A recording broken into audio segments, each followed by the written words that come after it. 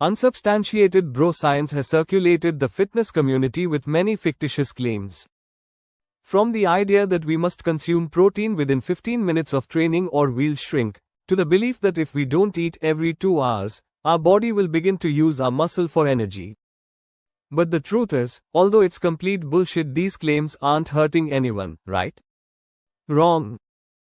Although eating 6 meals per day could be potentially helpful, and having protein immediately following a workout won't hurt, there are a few lies plaguing the fitness industry that can ruin your ability to put on any muscle whatsoever. That said, I want to shed a bit of light on these myths and at the same time share simple and effective methods for building the body you want faster. Lie number 1. Carbs make you fat. The reason experts believe this myth is understandable. Carbs increase insulin, and insulin is a storage hormone that forces our body to store fat. The evidence is pretty clear that the insulin response from food intake doesn't determine the amount of fat you store. Total energy balance does. What they also fail to mention is that insulin is responsible for driving amino acids into our muscles, thus elevating protein synthesis. This is vital for maximizing muscle growth. Fact is, if you're looking to put on lean muscle through weight training, you should never avoid carbs. The reasons are twofold. 1. Carbs are converted to glucose, our body's main energy source, and 2. Glucose is stored in the muscle as glycogen. Blood glucose and muscle glycogen are the most important elements in the formula for maximizing physical performance. Avoiding carbs to minimize fat gain is like not flying for the fear of crashing, but driving on the highway to work every day texting. You're worried about the wrong thing. If we go low carb, we've got to go high fat. But a study published in the American Journal of Clinical Nutrition concluded that fats are more efficiently stored as body fat than carbs. They added that, and I quote, excess dietary fat leads to greater fat accumulation than does excess dietary carbohydrate, which actually makes perfect sense, especially since there is plenty of evidence that carbs are inefficiently stored as body fat even when overfeeding. This is due to a highly regulated metabolic pathway known as de novo lipogenesis. Bottom line, if you want to get big and strong, eat carbs. Lots of them. Lie number 2. Train for size, not strength. When I hear this, I cringe. It's like saying you want to drive the 6-figure Lambo with the engine of an electric car. Here's the deal. Muscle is a byproduct of strength, and unless you're getting stronger, you're not getting bigger. Period. Seriously, when's the last time you saw a jacked dude struggling to bench 135 pounds? Never.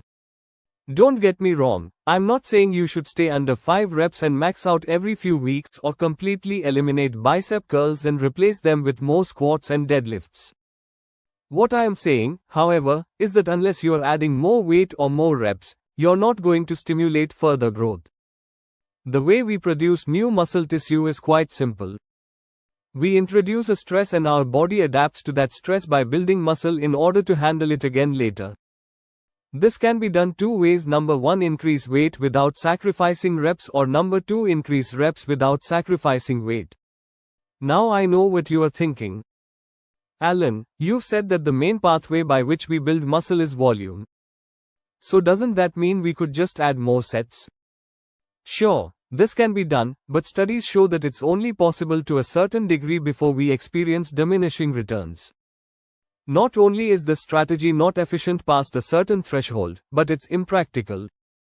The bottom line is you don't have to train like a power lifter, but you should always walk into the gym with one goal in mind: do better than I did last time. If you are a caveman like me, bring a pen and a pad into the gym with you to record your lifts. If you are a bit more sophisticated, use an app. Regardless of how you do it, track your progress. Lie number 3, Monday is chest day. If Monday and only Monday is chest day, then your shit is broken. This isn't to say that you can't make decent gains while training each muscle group once per week, but if you want to maximize muscle and strength, low-frequency training just isn't going to cut it. So whenever you hear someone crying about how sore their quads are from leg day, just know that it's not because they went ham in the gym. It's because they're training their legs too infrequently. And if your trainer tells you you'll overtrain if you hit chest 2 times per week, fire him. A study that was published in the Journal of Strength and Conditioning Research compared training 1 day per week using a split body workout versus 3 days per week using a full body approach. Researchers found that subjects who trained a single muscle group more frequently throughout the week, despite no changes in total volume, experienced significantly more muscle growth than the low-frequency group. Another more recent meta-analysis concluded that when comparing studies that investigated training muscle groups between 1 to 3 days per week on a volume-equated basis, the current body of evidence indicates that frequencies of training twice a week promote superior hypertrophic outcomes to once a week. Bottom line, follow a higher frequency training split that targets each major muscle group at least twice per week. More importantly, though, find a workout that you are excited about. Regardless of what science might suggest, there is no factor more important than adherence. Line number 4. You have to eat clean. What exactly does it mean to eat clean? Ask 10 different experts and get 10 different answers. Truth is, there's no such thing as a clean or dirty food. The same way you'll never drop dead from eating one burger. You won't wake up fit from chugging a greens shake. Don't get me wrong, I'm a big believer in following a predominantly whole food, minimally processed diet, but I'm also a huge advocate of flexibility. The notion that you have to quote eat clean to build muscle is not only subjective, but extremely misleading. This type of advice is what leaves people dazed and confused about why they're not growing or getting stronger. The fact of the matter is, it's not just about what you eat, but how much of it. Unless you are in a positive energy balance and consuming enough protein, fats and carbs, you won't grow. Have you ever tried getting 1000 calories from broccoli and chicken breast?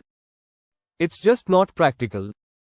Bottom line, if you want to grow, you've got to ensure you are in a caloric surplus, consuming more calories than you are expending. Following a diet that provides sufficient protein, dietary fat, and carbs is critical if your goal is to build muscle. I don't care how clean you are eating.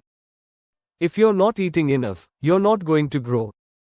Line number 5. High reps for definition. I'm not sure where the hell this came from, but the idea that high reps shapes or tones the muscle is complete dog shit. A muscle can do 3 things: grow larger, get smaller, or remain the same size. The shape it takes is completely up to your genetic makeup. Another problem with this claim is that, like clean eating, it's very subjective. What exactly are high reps? Is it 12 to 1515 to 2050 or more? Either way, training in any of those rep ranges requires that we reduce intensity. There's no way in hell you're pushing 80% of your 1 rep max for 20 reps. In fact, one study concluded that you would have to perform 3 times the volume when using a lighter load to get the same results you would from a moderate weight. A study published in the European Journal of Applied Physiology compared a low, moderate and high rep group. To no surprise of my own, the low and moderate rep groups produce significantly more hypertrophy than the high rep group. Not because you can't build muscle with a lighter load, but because intensity matters.